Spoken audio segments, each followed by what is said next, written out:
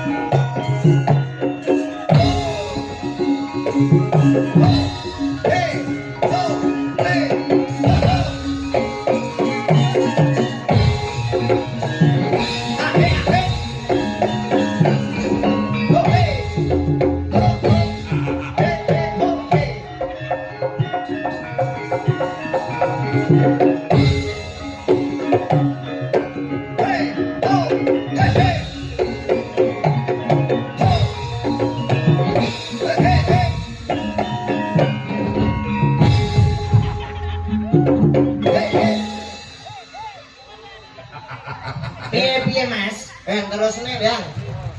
Wong ora bosen to kowe.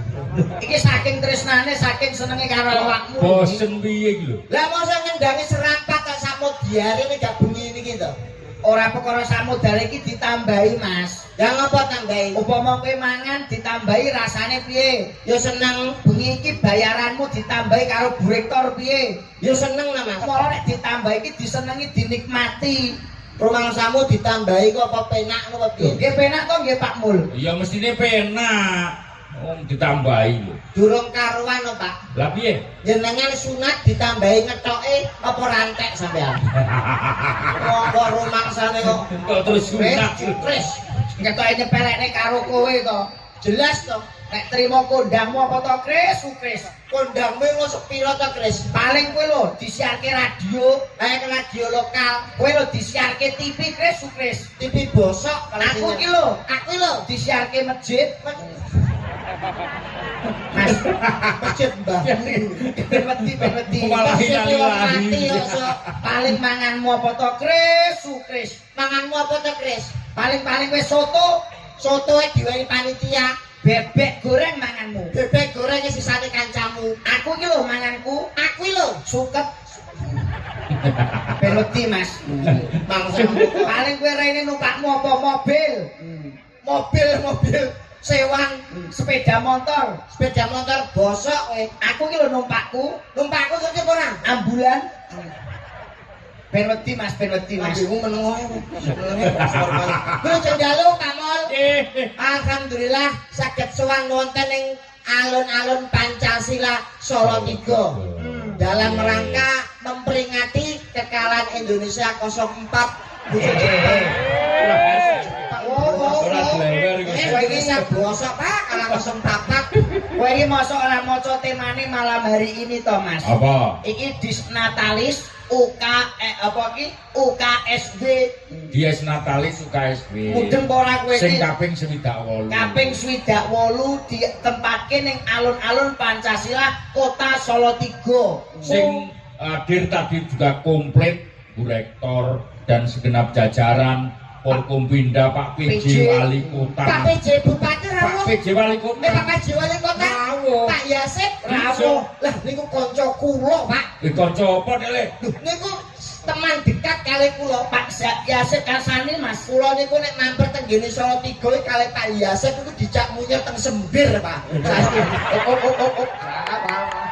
Sembir ki ngono. Sembir niku gene anu Pak, tangan kroto, Pak. Kroto mbahmu ngono nyapa Pak PJ kok tindak ning kono yak-yakan iki lho Mas. Lho kowe kok nesuhi ngopo? Lah kok ora nesu panjenenganipun Pak PJ Wali Kota Solo 3 kok dadak tekan Sembir iki ngopo? Kowe rungono dhisik to. Piye? Pak PJ Wali Kota ning Sembir iku bukan bertindak negatif, tapi Terus? memberikan sosialisasi bahwa di Solo 3 bebas dari yang namanya komplek prostitusi dan juga lokalisasi. Wah, Hebat. iya. Solo 3 sing ana komplek Ora enak ya Mas. mergo saiki zamane online. Kowe tak terapukke kowe ngomong ngawur yo kulo. Kulo dhisik tahun 2010 mayang nang Oh, kene. sampun nate ngasta wonten mriki to Pak Mul. Bintang tamune Abah Kirun percil karo Mbah Sandirono, Bapak Bapake Mas Bapak. Pak TB. Yen bapak sampean Mbah Sandirono wis Kabundus. kabundut. Kasuwargan Jati nggih. Kok ya anake randang nyusul ngono. Aku ra muni lho Mas. Panek kula ora iso mati, Pak. Lho Lah, kok iso apa? kok ora iso urip kok ora iso mati. KTP kula niku seumur hidup. Ora KTP. Mas kuwi jenenge masa berlakune Mas. Kula nyuwun sewu, Pak. Tribun. Sowan dalam rangka Disnatalis UKSB Betul. Ya. yang ke-68 mapan wonten ing alun-alun Solo 3. Iya. Niki jane nggih anu Pak, ada bertentangan dengan hati nurani. Kok iso lho itu job nyambut gawe kok bertentangan karo hati nurani. Ya seneng ya susah, Pak. Senenge piye Senenge mergo ditimbali ditanggap. Nah, itu rezeki. Ya susahe siji, Pak. Susah apa Mas? Golek nggon nguyuh ora ana belas. Lah kowe mosok mau bengi iki ora nguyuh-nguyuh blas ngono. Eneng cuwilik niku antrine nek 3 kilo, Pak. Lho nguyuh tok iki Mas. Aku sing kudu guyu siji. Apa? Apa? Ningali sing dene jenengan pipis. Lah piye kan? Suarane koyo nyeluk kancane, Pak. Sing kok nyel kancane piye? Iki lho, winang niki lho. Heeh. Iya. Pipis teng mriku lho, Pak. Teng Ah. kene sing koyo Magicom niku. Ning trek iki to trek Magicom setel kamar mandi. Heeh. Iya. Kula pincek lah kok. Kula dhewe pipis teng pinggire ora entuk nggon. Lah kok suarane kaya wong nyeluk. Piye? Nguyuh kok mangga. Tapi kok ki sapa cerita lah kok winang kula Mas pipis. Nek pipis aja dincrit-cincrit. Kowe ngono jek ori ya Mas, ora kendaraan iki. Oh iya, cek tas sekolah kok ya. Sing lucu malah buene kok. Buwe Sing piye? pojok iku dhewe ya. Pipis kaya nyigar keramik Pak suarane. Nyigar keramik piye? Dadi cek cek blek cek cek. Ya lambemu. Seto.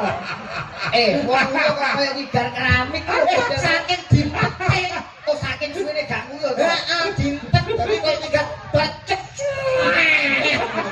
Kaya dijinjit. Kowe iki lho dagelan kok ya ngemanke sinden-sinden nguyuh barang lho nyapo. Alame guyon. Aku sing bingung iki malah nguyuh ning kono lho Mas cedake Polres Mas. Lah apa? Kan arep nguyuh nggih antrine wadon to Pak. Ya jenenge ning lapangan. Nggih, kula niku Gitu. nguyuh delalan niku enten mobil parkir gek sorwit. Ya. Kula nguyuh nang sebelahe ngoten wis kadung tak ingat iku gen gak ngerti wong. Panggah nguyuh. Lah kok mobil niku mlayu to Pak. Akhire nggih kula tut lek. Kok jane nguyuh pengen Tut ning Mas ngene. ketemu kali Ibu Rektor kita. Nggih, Ibu Intias Utami. Profesor Dr. Intias Utami. Hebat Mas Ki. Ya Iya. jenengan mirsani Bu Rektor piye tos pundi? Iya. Nyapa lho. Kok biasa piye seorang wanita yang hebat patut kita apresiasi Mas. Emansipasi terhadap wanita. Dadi apa? Jadi Bu Rektor. Rektor ini jabatan yang paling penting lho, nggih mboten Pak Mun. Jabatan tertinggi. Tertinggi ning gone Iya. fakultas atau universitas. Guru Mas. besar juga doktor juga gelar akademis tertinggi. Jabatan tertinggi strata pendidikan itu napa? Doktor dan juga rektor. S3. Nah, jabatan tertinggi institusinya kuwi rektor. Di pendidikan tinggi kuwi rektor. Keliru, Pak. Lah opo? Jabatan strata pendidikan yang paling tinggi itu guru. Mas Rektor sama dosen itu di bawahnya guru. ora iso to Mas, guru niku paling ndak SD, SMP, SMA pun mentok. Tapi nek rektor, doktor kuwi ning universitas utawa fakultas Mas. Lho diomongi jabatan paling dhuwur dhewe guru. Lah kok iso? Jenengan ngerti teng kayangan. Heeh. Pemimpinnya sinten? Betara guru. Dhuwur dhewe. Ora ana betara rektor, betara dosen. Lambemu. Dalam Lambemu. enten karo Jok timbalane betara dosen. Kuwi jeneng kudu jabatan. Lah iki sing paling dhuwur dhewe sinten Betara betara? guru. Lah nggih guru niku dhuwur dhewe. Sampeyan tak omongi kok mboten percaya. Pancen nek bocah gundul niku ngeyel kok niku. Bukan karo cah Kowe gundul. wene ucapan apa kanggo UKSB Mas? Nah aku wis tak gawekne pantun. Apa? Oh iya. Ya tak gawekne pantun kanggo UKSB to Mas. Apa pantune? Beli manggis di balik papan, Beli manggis di balik papan. beli sepeda di Surabaya. Beli sepeda di Surabaya. Disnatalis UKSW yang ke-68 semoga jaya sepanjang masa. Wah iya amin. Yo Ya, kowe. ayo. Ayo, ayo kowe. Ojo betara guru karo betara rektor ae Betara sebut iki. guru. Wong rektor kok betara rektor. Telek. Jenenge anti TBI telek bebek to kuwi. Boten telek Lah opo? Toko bangunan.